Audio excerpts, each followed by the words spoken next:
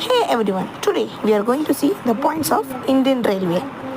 With over 67,000 kilometers of tracks, Indian Railways connects 8,000 stations, touching millions of lives every day.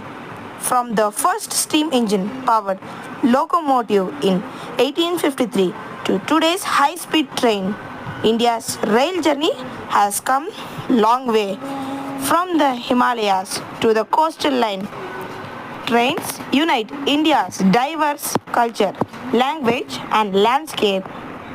With advertisement in technology, Indian Railways offer online booking, GPS tracking and improved safety feature.